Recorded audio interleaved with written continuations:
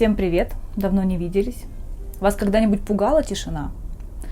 Наверное, нет, потому что ее больше не существует. Нас целенаправленно приучают к умственной диете из опилок. И начинается это не с политических лозунгов, а гораздо раньше. С того, что льется вам в уши. Есть такая штука, знаете, музыкальный фастфуд. Вы слышите это везде, в такси, в торговых центрах, из окон машин. Это то, что я в свое время назвала басом-пердежом. Мы все тут смеялись дружно. Один и тот же ритм, 2,5 ноты и полное отсутствие мысли. Казалось бы, музыка и музыка, мол, чтоб чего придираться. Но механизм здесь страшный. Ваш мозг – это мышца. Если вы кормите его вот таким вот басом вместо сложной полифонии, он просто атрофируется. Он теряет способность воспринимать даже нюансы какие-то. А когда мозг привыкает к примитиву в наушниках, он начинает требовать того же примитива и в жизни. Все просто. Человек, который не способен высидеть 40 минут за книжкой или за прослушиванием сложной музыки, где за каждым тактом борьба личности, с катком истории или какие-то сложные интеллектуальные логико-гармонические цепочки, такой человек никогда он не поймет и сложную нынешнюю политическую реальность. Ему это слишком долго, ему это слишком нудно, вникать надо. Он привык, чтобы его качало здесь и сейчас, а значит, для него очень легко подменить понятие. Ему сказали с экрана, он поверил. Почему? Потому что анализировать это, знаете ли, чертовски сложно. Это как учить сольфеджио.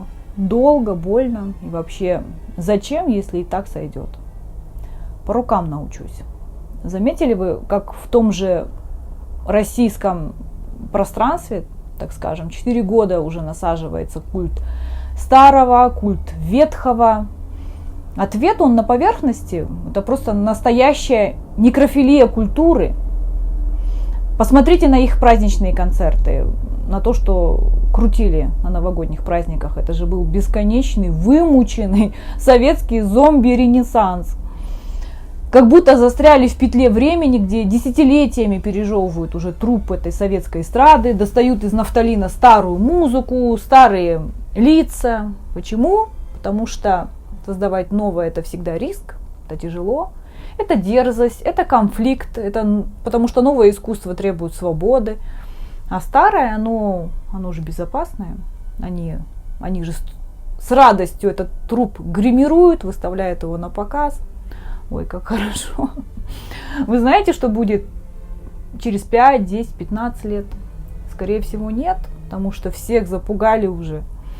Горизонт планирования, он просто сузился до 1 дня и все. Почему люди вообще боятся сейчас инвестировать в долгосрочное самообразование, допустим, да? Потому что страх парализует вот эту саму идею будущего. Какой смысл учить сложнейшую партитуру, если у тебя под боком, я не знаю, там сумасбродная страна с ядерной бомбой? Когда население в каком-то безумном едином порыве призывает эту бомбу еще и применить. Причем, знаете, увешанной иконами. В такой атмосфере культура умирает всегда первой.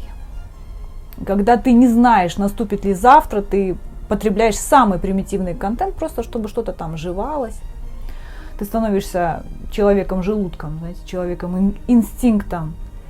Ты не творишь, ты просто пытаешься дожить до вечера и все. Напуганным человеком без будущего, конечно, управлять легче, потому что он не знает себе цены. Ну и впоследствии не знает цену каждой ноте в партитуре, которую он разучивает. В итоге мы уже сейчас получили то самое поколение золотых рыбок, эпоху инфузорий. Вы ведь знаете, да, что у золотой рыбки память там длится 3 секунды. Так вот это как раз про нас. Людей путают с экрана каждый день. Каждый день. Факты меняются местами. Сегодня одно, завтра диаметрально противоположное. И знаете, что самое страшное? Подавляющее большинство этого не замечает. Они не отдают себе даже отчета. Памяти больше нет. Критического мышления 0. Осталась только красивая, яркая оболочка в телефонах, и все. За которой столько насилия. каждый день. Люди практически перестали читать книги, которые тоже требуют, конечно же, концентрации. Они не слушают великую, да просто сложную музыку. Не слушают.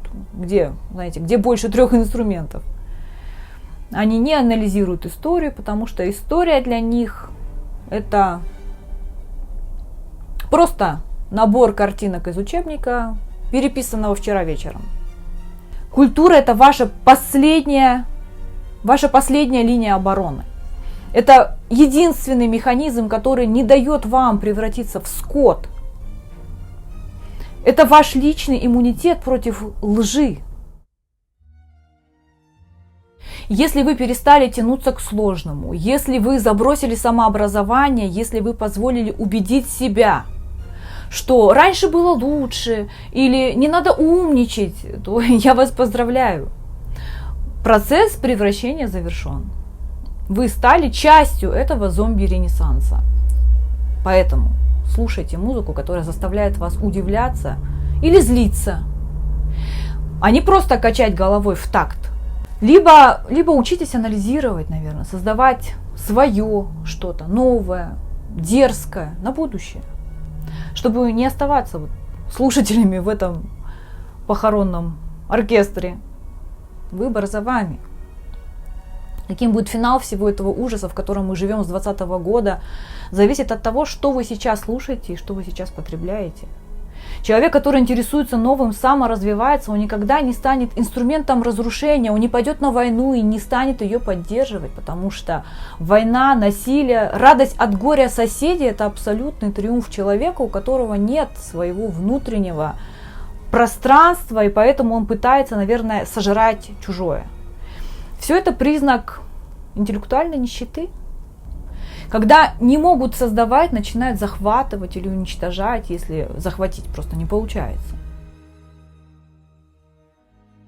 Когда не умеют сопереживать сложной партитуре чужой жизни, начинают ее гасить, начинают ее обрывать, пытаются стереть ее в порошок.